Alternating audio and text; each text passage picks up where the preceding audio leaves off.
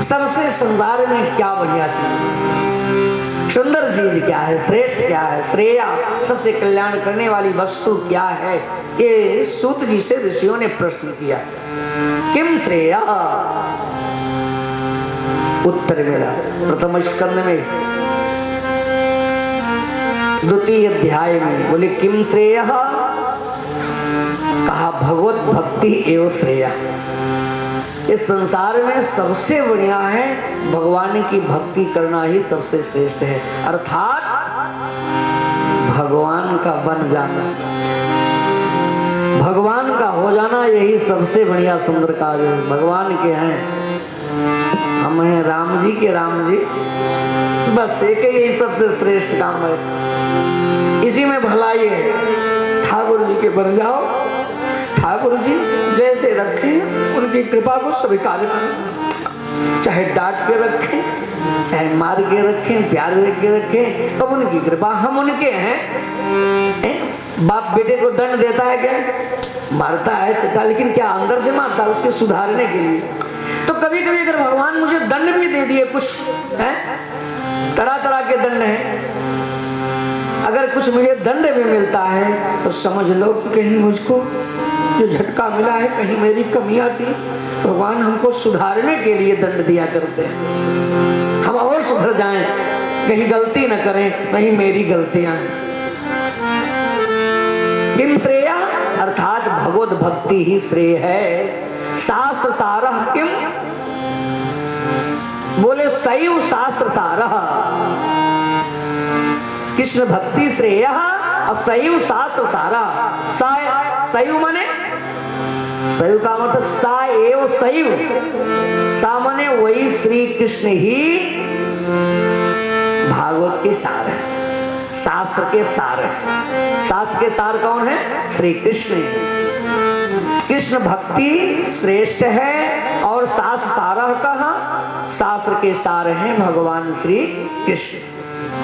यही कल पूछ रहे थे कि अब हमको कहानी नहीं बताओ, शास्त्र का सार बताओ, रहस्य बताओ, अध्यात्म बताओ, वो मैं जानना चाहता हूँ, अर्थात मैं उस परम तत्व को जानना चाहता हूँ। अब कहानी सुनने नहीं आया, मैं कौन हूँ, कहाँ से आया हूँ, मेरा क्या कर्तव्य है, मुझे क्या करना चाहिए, मेरा क्या लक्ष्य है, ये बताइए। तो शास्त्र का सार सूत जी ने क्या बताया, सैव शास्त्र सारा। सैव माने कृष्ण, सा माने कृष्ण है, वृद्धि हो गई है आई, सैव साएव कृष्ण सारः, अर्थात भगवान श्री कृष्ण ही शास्त्र के सार हैं, उनकी भक्ति ही परम श्रेष्ठ है। किम श्रेया, भगवत भक्ति। शास्त्र सारा के भगवान श्री कृष्ण ही शास्त्र के सार हैं। स्व अवतार प्रयोजनम किम, भगवान के अवतार लेने का प्रयोजन क्या, कहा ब्रज भयार्थ घर हो जाता। ब्रज माने भक्तों के, ब्रज माने भगवान, ब्रज माने संत भक्त। व्यापनात् ब्रज मुच्यते, उत्तर महात्म्य में लिखा है ब्रज क्या है, कहा व्यापनात् ब्रज मुच्यते, व्यापक तत्व ही ब्रज है, जो कण कण में व्याप्त है वही ब्रज माने ब्रह्म ही ब्रज है। अब ब्रजति ब्रज समीपम जायो स ब्रजा, जो भगवान से रिश्तेदारी जोड़ के बैठे हैं और रिश्तेदार भी ब्रज ही हैं। भगवान के रिश्तेदार जो हैं, ब्रजति ब्रज समीपम जासायो ब्रजा, वो भी ब्रज है।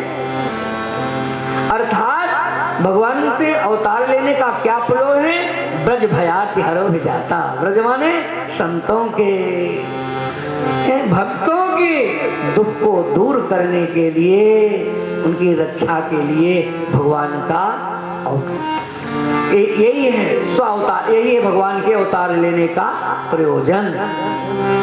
भगवान किस लिए अवतार लेते हैं, यही था भगवान के अवतार लिए होते, नहीं तो आप पे दुख पड़ा, आपके दुख को निवारण करता। अब समझ गए भगवान के आने का प्रयोजन, भगवान इसीलिए आए हैं कि अपने भक्तों को अगर कोई कष्ट आवे तो उनसे देखा अगर वो रो दे तो भगवान एक मिनट नहीं बस तुरंत, अरे खुश रहो क्यों रोते हो, अगर आंसू गिरे ना तो तुरंत अरे पगले क्यों रो रहे हो। यही है, आप समझ गए, यही प्रश्न है सूत जी का।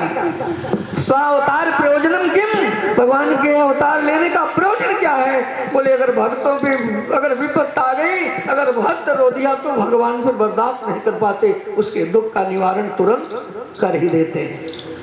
भक्त बनो, यही भगवान की भक्ति श्रेय है। तो समझे जाओ, 6 प्रश्न है भगवान के, यही श्रेय है। और भगवान का प्रयोजन यही अवतार लेने का कि ब्रज भयार्ति हरो हो जाता। ब्रज मने भक्तों के, संतों के, जो उनके रिश्तेदार हैं, अपने रिश्तेदार का दुख भगवान से देखा नहीं जाता है। अरे वो तो कहते हैं कि साधो हृदयम मह्यम, साधु नाम तो हृदय मद अन्यत तेन जानन्ति आहम तेभ्यो मनागत। ये ब्रज जो है संत भक्त हमारे हृदय हैं, इनको कष्ट आवे हम बर्दाश्त करेंगे, इनका कष्ट मेरा कष्ट है। आपको कष्ट पड़े तो भगवान को कष्ट होगा, सिर्फ एक नहीं। लेकिन इतना ही बात है, जो श्रेय है भगवत भक्ति श्रेय है, तो भगवान के बन जाओ। झूठे नहीं कि दुख पड़े तो रो, और सुख पड़े तो अरे मैं, तब फिर भगवान नहीं सुनेंगे। हृदय से भगवान का स्मरण करते रहो तो भगवान के अवतार लेने का स्वावतार प्रयोजनम किम कहा, ब्रज भयार्ति हर हो जाता। भक्तों के कष्ट को, संतों के कष्ट को निवारण करने का ही कार्य करते हैं भगवान, ये अवतार लेते हैं। अकिम कार्य, भगवान के कार्य हैं कि भक्तों को कोई भी अगर आवश्यकता बढ़ गई तो भगवान यही कार्य करते हैं संसार में आकर के कि अपने भक्तों की गैया भी चराते हैं, जरूरत पड़ जाए तो गोबर भी फेंक देते हैं, अपने भक्तों का रथ चलाते हैं, एक कावान बन जाते हैं। जिन हाथों में बंसी सो है वही हाथों में चाबुक पकड़ते हैं, अर्जुन का रथ हाँकते हैं।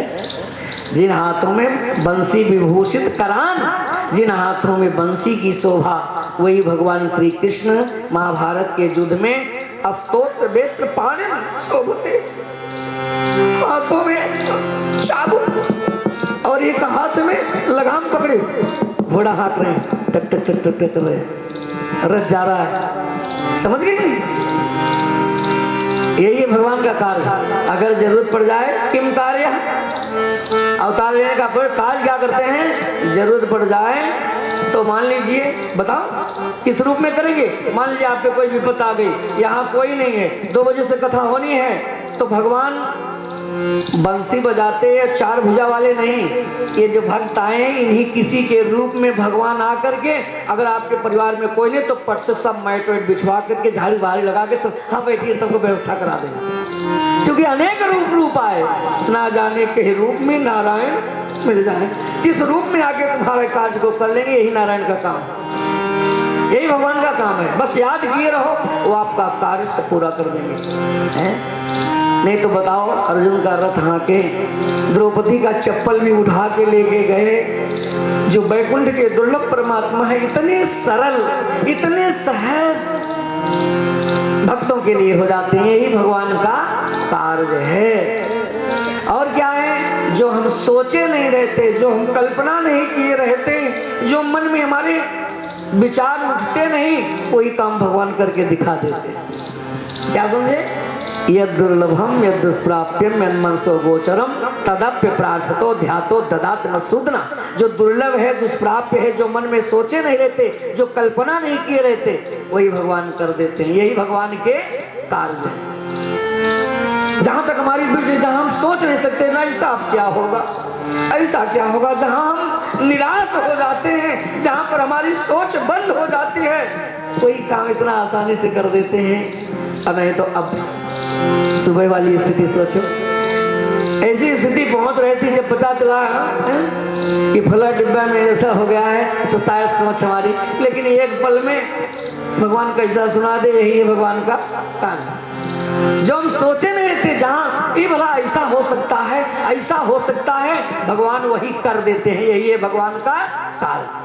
अर्थात हमारी बुद्धि जहां तक नहीं पहुंचती, हमारी सोच जहां तक नहीं पहुंचती, वही काम है भगवान का करना। किम कार्य, बस समझ गए? हम समझते हैं कि हम करते हैं, भगवान का कार्य है कि जहां तक हम सोच करने की बात छोड़ो, जहां तक हमारा मन नहीं पहुंचे, जहां तक हमारी बुद्धि नहीं पहुंचे, जहां तक हम सोच नहीं सकते, वही भगवान करके दिखा देते हैं। किम कार्य, के अवताराश्य, पांचवा प्रश्न है, भगवान के अवतार क्या? बोले वैसे तो 24 अवतार हैं, 10 अवतार भी हैं, फिर अवतार असंख्या अवतारास, भगवान के तो असंख्य अवतार हैं, अनंत अवतार हैं, हरि अनंत, हरि कथा अनंत। हाँ, जैसी जब आवश्यकता रहती है वैसे अवतार लेकर के भगवान भक्तों का कार्य करते हैं। कभी मत्स्य, कभी कच्छप, कभी राजेंद्र माने रामचंद्र, कभी विप्र माने बामन बन करके आ गए, कभी हंसा अवतार लेकर आ गए। हाँ अच्छा, एक बात और बताऊं, कथा तो आज करनी है। भगवान इतने दयालु हैं, वो संसार के जितने भी वर्ग हैं, जितने भी जीव हैं, जितनी भी योनियां हैं, सबको कृपा करने के लिए अनंत अवतार धारण करते हैं। भगवान चींटी भी बन करके आते हैं, हाथी भी बन कर आते हैं, घोड़ा भी बन के आते हैं, मछली भी बन के आते हैं, कच्छप भी बन के आते हैं। ऐसा नहीं कि ऐसा सोचें कि भगवान तो कौशल्या के यहाँ आए, यशोदा नंदन बन करके आए, देवकी, केवल मनुष्यों का ही कल्याण करते हैं, या भगवान संतों के ही है, या भगवान ब्राह्मणों के ही है। और 84 लाख योनियां हैं, और मान लीजिए दो पाया वाले, मैं मनुष्य बन के आता हूँ, अनुग्रहाय भूतानाम मानुषम देहमा स्थिता, प्राणी मात्र के कल्याण के लिए मैं मनुष्य रूप में आता हूँ। तो और योनियां, ये 4 पाया, ये जो गैया बनी है, इनको कष्ट नहीं होगा, लेकिन भगवान ने हमको भी तो जन्म दिया है? ये लिखा तो है कि गोबालकास्य बसाह गावाह सर्वे भगवत अंगात जाता। ये सब भगवान के अंश ही हैं, सारे जीव भगवान के अंश हैं, ईश्वर अंश हैं, तो गाय भी तो जीव है, अंश है कि नहीं? अब अगर केवल बार बार भगवान के सब अंश हैं, सारे जीव अंश हैं, अब भगवान बार बार मनुष्य ही रूप में अवतार लें, राम कृष्ण परशुराम बामनी बन के आवे, तो और योनियां क्या सोचेंगे, उनको कष्ट होगा कि नहीं? भगवान कहते हैं घबराओ नहीं, हम सबके हैं, हम सबके हैं, घबराने की जरूरत नहीं है। भगवान हंसा, वो अश्वावतार लेके आ गए घोड़े के रूप में, कि पशु भी निराश नहीं हो, हम तुम्हारे भी हैं। यही भगवान के अवतार का प्रयोजन, कि अगर सब मेरे हैं तो सब ये अनुभूति करें कि हम तो सबके साथ हैं, सब योनि में आ रहे हैं। घोड़ा बन के माने पशु बन के, 4 पाया माने 4 पाया वाले, ये जानवर न सोचें कि भगवान केवल मनुष्य के रूप में आते हैं, इसलिए अश्व बन के आए। फिर बोले जो इतने उड़ने वाले पक्षी हैं, कहीं इनके मन में ना आवे कि भगवान पक्षपात करते हैं, हमारे साथ दुर्व्यवहार होता है, इसलिए भगवान हंसा अवतार लेके आ गए, पक्षी बन करके आ गए कि पक्षियों को भी न कष्ट हो। अच्छा चलो, ये भू पर चलने वाले 4 पाया में घोड़े का रूप धारण किया। फिर बोले जो जलचर हैं, इनको न कष्ट हो, इसलिए भगवान जलचर योनि में भी अवतार लिया, मत्स्य अवतार लिया, कच्छप, ये सब जलचर हैं। अर्थात भगवान तो सब योनियों में आते हैं, सबको सुख देने के लिए आते हैं, भगवान सबके हैं और सब में हैं। गजेप विष्णुर, भुजगेप विष्णुर, जलेप विष्णुर, ज्वलनेप विष्णुर, मय स्थिता त्वयि स्थितस्य विष्णुर, विष्णु बिना दैत्य धड़ो विनाश। ये सर्वत्र सत्ता है। तो भगवान के अवतार अनंत हैं, असंख्य हैं। अवतार के कहने का, पूछने का तात्पर्य यही है कि भगवान विविध योनियों में भी अवतार लेते हैं, कि किसी भी जीव को सब मेरे हैं, सब मम प्रिय, सब मम उपजाए, तो किसी को ऐसा न लगे कि भगवान हमारे पक्षपात करते हैं। कभी कभी कहते देखो इनको ज्यादा मानते हैं, पैसा कमा, कभी कभी बेटे में कहे देखो पिताजी इनको ज्यादा मानते हैं कि ज्यादा पैसा देते हैं, हम नहीं कमाते ना तो हमको कम व्यवहार करते हैं। नहीं, तो भगवान ऐसा नहीं कहते, अरे भैया जो पैसा देता है उसको सम्मान है तो सब मेरे न बेटे। ऐसा नहीं कि जो पैसा दे उसका ज्यादा सम्मान जो पैसा नहीं दे। इसलिए भगवान विविध योनियों में भी अवतार लेकर के हर जीवों को सुखी करते हैं। हम सबके हैं, इतने हैं कि भगवान अवतार लेकर के इतने दयालु बन करके आते हैं भक्तों का कार्य करने के लिए। और सिर्फ हम क्या करें, कृष्ण भक्ति श्रेया, भगवान की भक्ति से हम भगवान भक्ति करने का मतलब निष्कपट भाव से भगवान का चरण पकड़ लेंगे, प्रभु हम आपके हैं, बस यही स्मरण करें। अब द्वितीय दिवस की कथा में चलिए, प्रथम स्कंद में थोड़ी सी चर्चा महाभारत की है तो चर्चा विस्तृत है। अब विस्तृत का मतलब भागवत में है तो थोड़ी सी, लेकिन कथा कहें तो 3 घंटे महाभारत है की, और 7 दिन का कुल समय है, इसलिए थोड़ी सी चर्चा करके देखो, एकादश में भी है और प्रथम स्कंद में भी है, तो थोड़ा इधर संक्षिप्त करके यहीं से हम प्रारंभ करते हैं। सारे ऋषि हाथ जोड़े बैठे हैं, सूत जी कथा का रसपान करा रहे हैं। सूत जी बोले, ऋषियों ध्यान से सुनो। यथा मृधे कौरव सिंजयानाम, यथा मृधे कौरव सिंजयानाम, वीरेश था वीर गतेषु, वृकोदरः विद्य गदाभिमर्श, भग्नोर्दण्डे धृतराष्ट्रपुत्रे।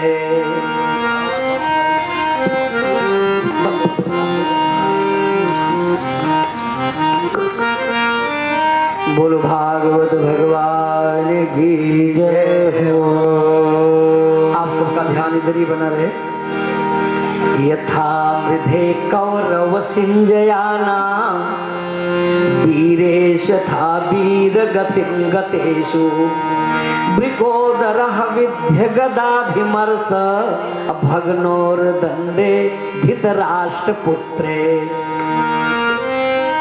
सूत जी कहते हैं, ऋषियों कौरव और पांडवों का महाभारत चल रहा था। स्थिति क्या थी? युद्ध चल रहा था, और युद्ध का परिणाम कहां तक पहुंच चुका था?